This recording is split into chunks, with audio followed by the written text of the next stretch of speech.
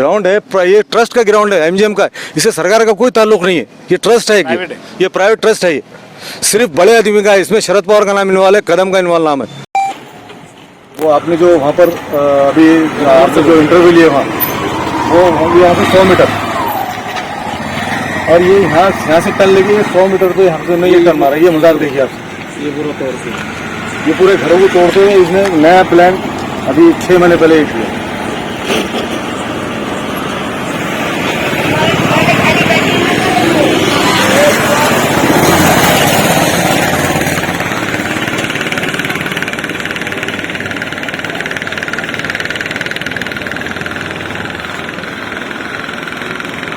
975 लाख बचाने के लिए 200 गरीबों का उजाड़ा जाएगा।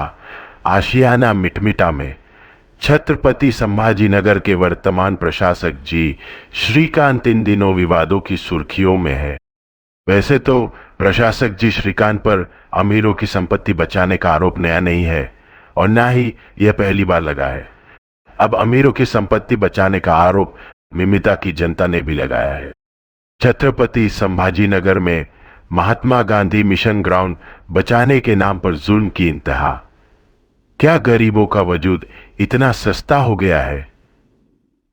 शहर के प्रशासक जी श्रीकांत ने एक क्रूर और जालिमाना फैसला लेते हुए 975 लाख रुपए के महात्मा गांधी मिशन प्रोजेक्ट को बचाने के लिए मिटमिटा गांव के 200 से ज्यादा गरीब परिवारों के पक्के घरों, जिनके पास गुंठेवारी व परमिशन के वैध कागजात है, को तोड़ने की तैयारी में है। सरकारी दस्तावेजों से यह बात साफ है कि महात्मा गांधी मिशन ग्राउंड की जमीन पर श्री अंकुश कुमार नाना साहेब कदम के हिस्से में 975 लाख रुपए का बैंक लोन दर्ज है। यह जमीन अब बैंक में गिरवी है। एक संस्था के खेल के मैदान के करोड़ों के प्रोजेक्ट को बचाने के लिए नया रोड प्लान बनाया गया, जिसमें रोड को गरीबों की बस्ती से निकाल दिया गया ताकि अमीरों की जमीन और प्रोजेक्ट सुरक्षित रहे। पुराने नक्शे में छेड़छाड़, गरीबों के हक पर चोट। स्थानीय नागरिकों का कहना है कि पुराने प्लान को कानूनी चालाकी से बदलकर नया रास्ता खींचा गया, जिसमें एक भी अमीर की दीवार नहीं टूटेगी, लेकिन गरीबों के घरों पर बुलडोजर जरूर चलेगा। इससे साफ होता है कि शहर का प्रशासन अब केवल पैसे वालों का हितैषी बन गया है। महात्मा गांधी मिशन, अब गांधी के नाम पर गांधीवाद का अपमान।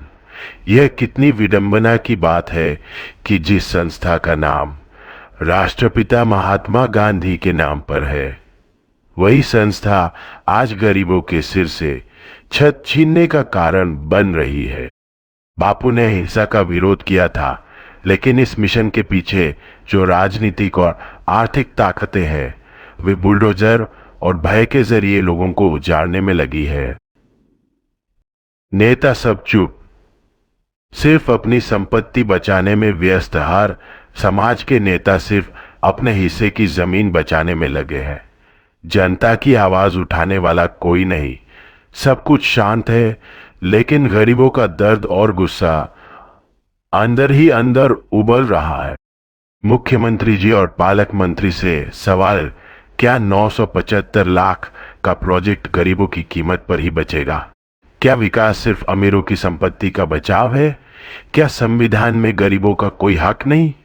इस शहर में अब गरीबों की कोई फरियाद सुनने वाला नहीं है।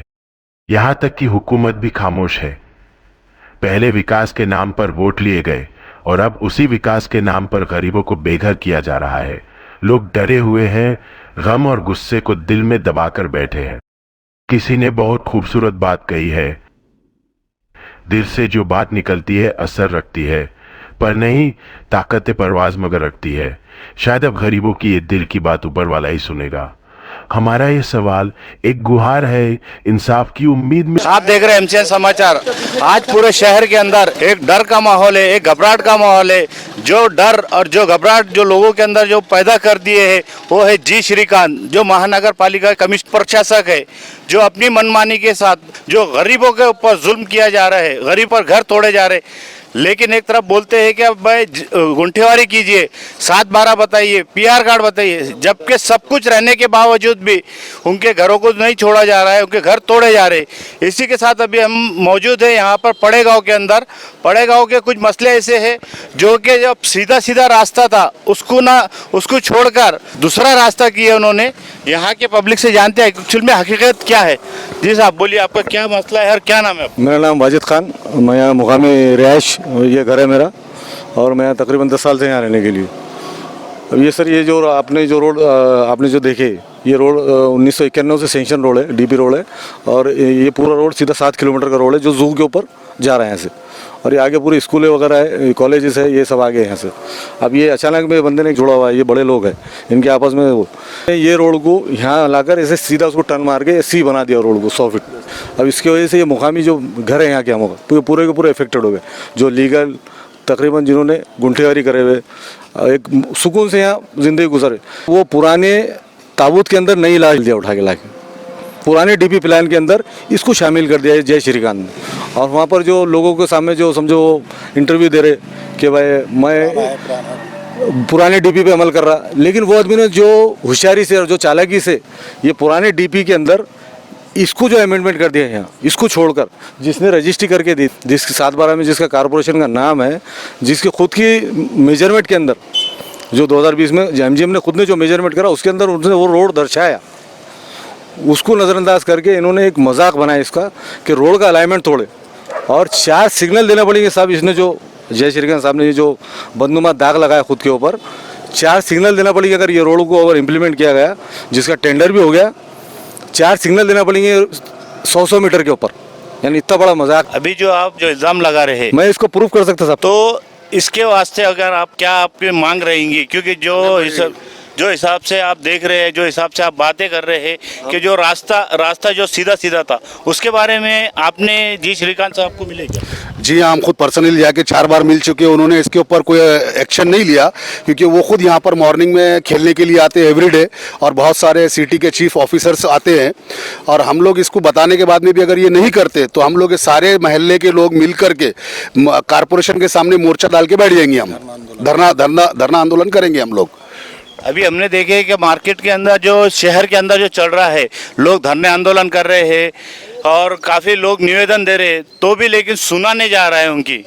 और आपके साथ भी ऐसे जब आप बता रहे, कुछ पेपर बता रहे थे आप। जी सर, ये महानगर पालिका का जिसमें गट नंबर 96 में महानगर पालिका का नाम है, जो उन्होंने 2010 में रजिस्ट्री करके दिए कदम साहब ने, बाज़ाब्ता रजिस्ट्री हमारे पास। ये उसका नक्शे का डेट आपको दे सकते पूरा, जो खुद एमजीएम ने करा हुआ है। और ये 1991 का डीपी प्लान जिसमें रोड सीधा है, 15 का प्लान जिसमें रोड सीधा है। अभी 6 महीने ये अमेंडमेंट करके जय श्रीकांत साहब ने ये अपनी ताकत का गलत मुजाहरा करे हैं, और जिसकी वजह से 200 घर इफेक्टिव हो रहे हैं। यहाँ पर 200 लोग ये जाएंगे कहाँ? हम रहने के लिए घर देंगे?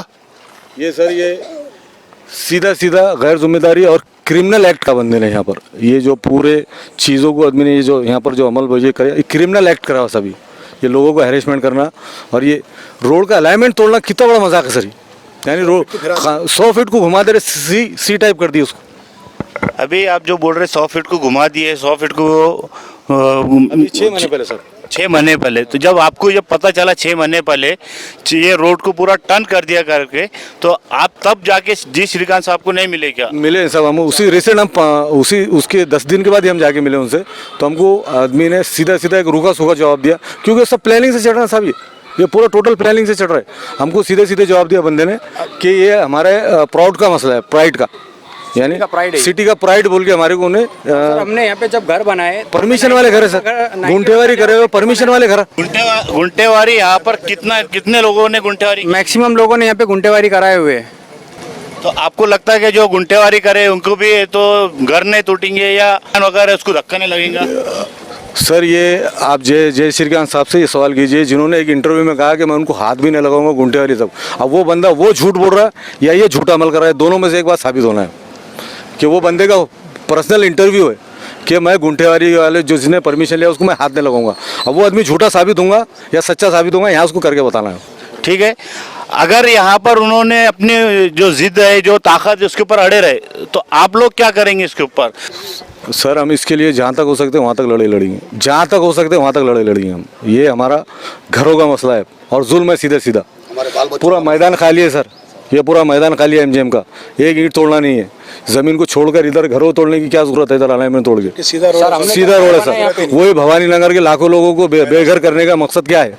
रोड का अलाइनमेंट नहीं छोड़ रहा, उसका सीधा रोड रखने का पड़ रहा। और यहाँ क्यों रोड का अलाइनमेंट तोड़ रहा? एक मैदान के लिए, मामूली मैदान के लिए जो इसकी रजिस्ट्री हो चुकी, उसका जवाब कौन लेने वाला है इसका? जब हमने घर इसके बनाया, हम लड़ाई इसकी आखिरी तक लड़ना है, हमारे को आखिरी दम तक लड़ना है।